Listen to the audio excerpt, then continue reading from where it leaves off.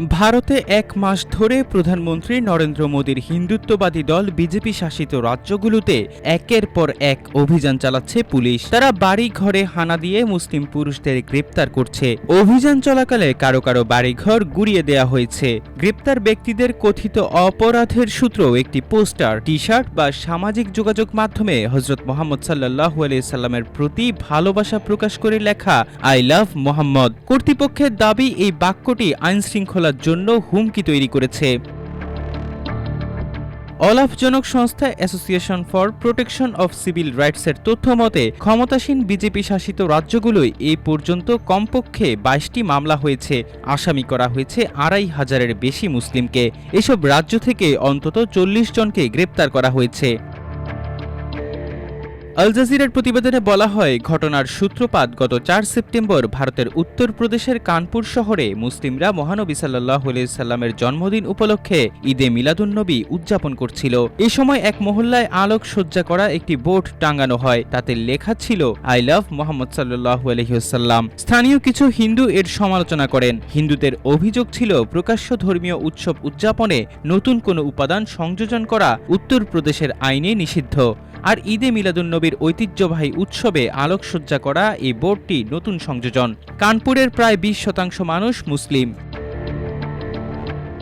এই অভিযোগের ভিত্তিতে পুলিশ ২ ডজন মানুষের বিরুদ্ধে মামলা করে। তবে মামলায় আরও গুরুতর অভিযোগ আনা হয়। অভিযোগটি ধর্মকে ব্যবহার করে বিদ্বেষ ছড়ানোর। কেউ এই অভিযোগে দোষী সাব্যস্ত হলে তাকে সর্বোচ্চ ৫ বছর কারাদণ্ড ভোগ করতে হবে। কানপুরের এই ঘটনায় ভারতের মুসলিম রাজনৈতিক নেতারা ব্যাপক সমালোচনা করেন। পুলিশের ওই পদক্ষেপের বিরুদ্ধে তেলেঙ্গানা, গুজরাট, মহারাষ্ট্র, উত্তরাখণ্ড ও জম্মু কাশ্মীর সহ বিভিন্ন রাজ্যে বিক্ষোভ ছড়িয়ে পড়ে। টি শার্ট থেকে শুরু করে সামাজিক যোগাযোগ মাধ্যম ভারত জুড়ে আই লাভ মুহাম্মদ সাল্লাল্লাহু আলাইহি সাল্লাম লিখে ব্যাপক প্রচার শুরু হয়। কানপুর থেকে প্রায় ২৭০ কিলোমিটার দূরের উত্তরপ্রদেশের আরেক শহর বেরেলি।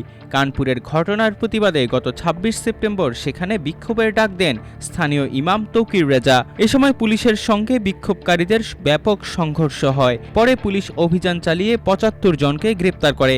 ইমাম তৌকির রেজা তার আত্মীয়স্বজন ও সহযোগীদেরও গ্রেপ্তার করে পুলিশ। বিক্ষোভে অংশ নেওয়া ব্যক্তিদের সংশ্লিষ্ট অন্তত ৪টি ভবন বুলডোজার দিয়ে ঘুরিয়ে দেয় স্থানীয় কর্তৃপক্ষ। কানপুরের ঘটনার পর মোদির নির্বাচনী এলাকা বারাণসীতে বিজেপি নেতারা শহরের মোড়ে আই লাভ বুলডোজার লেখা পোস্টার টাঙিয়েছেন। এটি মুসলিমদের বাড়িঘর ভাঙ্গার কার্যকলাপকে আরও উস্কে দিচ্ছে। সাম্প্রতিক বছরগুলোতে ভারতে বহু মুসলিমের বাড়িঘর এভাবেই বিনা নোটিশে বা আদালতের আদেশ ছাড়াই ধ্বংস করা হয়েছে। ভারতের সুপ্রিম কোর্ট বলছে শাস্তি হিসেবে কারো বাড়ি ভাঙা যাবে না। এছাড়া কর্তৃপক্ষকে আগে বাড়ি ভাঙার নোটিশ দিতে হবে। তবে বাস্তবে এই নির্দেশনা অনেক ক্ষেত্রেই মানা হয় না বলে জানিয়েছেন মানবাধিকার কর্মীরা। অন্যদিকে আই লাভ মুহাম্মদ সাল্লাল্লাহু আলাইহি সাল্লাম লেখা পোস্ট বা ভিডিও শেয়ার করায় গুজরাট সহ বিভিন্ন রাজ্যে আরও বহু মুসলিমকে গ্রেপ্তার করা হয়েছে। ভারতের সংবিধানে ধর্ম পালনের স্বাধীনতা ও মত প্রকাশের অধিকার নিশ্চিত করা হয়েছে। সংবিধানের ২৫ ধারা অনুযায়ী প্রত্যেক নাগরিক তার ধর্ম পালন করতে পারেন। আর ধারা ১৯-এর ১-এর কতে নাগরিকের বাকস্বাধীনতা ও মত প্রকাশের অধিকারের নিশ্চয়তা দেয়া হয়েছে, যতক্ষণ না তা সরাসরি সহিংসতা বা ঘৃণা উস্কে দেয়। কিন্তু আই লাভ মুহাম্মদ সাল্লাল্লাহু আলাইহি সাল্লাম লেখার কারণে পুলিশ যাদের গ্রেপ্তার করেছে তাদের বিরুদ্ধে আইন শৃঙ্খলা ভঙ্গ করা, নৈরাজ্য সৃষ্টির উদ্দেশ্যে জড়ো হওয়া বা ধর্মীয় উত্তেজনা উস্কে দেওয়ার মতো ধারায় মামলা করা হয়েছে। অথচ অনেক ক্ষেত্রেই অভিযুক্তরা কেবল সামাজিক যোগাযোগ মাধ্যমে আই লাভ মুহাম্মদ সাল্লাল্লাহু আলাইহি সাল্লাম লেখা ছবি পোস্ট করেছেন বা টি শার্ট পরেছেন। অলাভজনক সংস্থা APCR এর জাতীয় সমন্বয়ক নাদিম খান আল জাজিরাকে জানান, কর্তৃপক্ষ জানে আই লাভ মুহাম্মদ সাল্লাল্লাহু আলাইহি সাল্লাম বলা কোনো অপরাধ নয়, তাই সরাসরি এই বাক্যকে নয় বরং এটি ব্যবহার করা ব্যক্তিদের বিরুদ্ধে বিভিন্ন ধারায় অভিযোগ আনা হচ্ছে। নাদিম খান আরও বলেন, ভারতের সর্বত্র হিন্দু দেবতাদের হাতে প্রথাগত অস্ত্রসহ ছবি দেখা যায়। তাহলে কি এগুলো সব মুসলিমের জন্য হুমকি বলে বিবেচিত হবে? মানবাধিকার সংস্থা অ্যামনেস্টি ইন্টারন্যাশনাল ইন্ডিয়ার বোর্ড চেয়ারম্যান আকার প্যাটেল বলেন, আই লাভ মুহাম্মদ সাল্লাল্লাহু আলাইহি সাল্লামের মতো শান্তিপূর্ণ ও অহিংস মত প্রকাশকে অপরাধ বানানো ভারতের সংবিধান বা আন্তর্জাতিক মানবাধিকার আইনের সঙ্গে সঙ্গতিপূর্ণ নয়। আইন শৃঙ্খলার অজুহাতে ধর্মীয় চর্চা দমন ন্যায়সঙ্গত নয়। রাষ্ট্রের কাজ অধিকার রক্ষা করা, কারো বিশ্বাসের উপর নিয়ন্ত্রণ আরোপ করা নয়।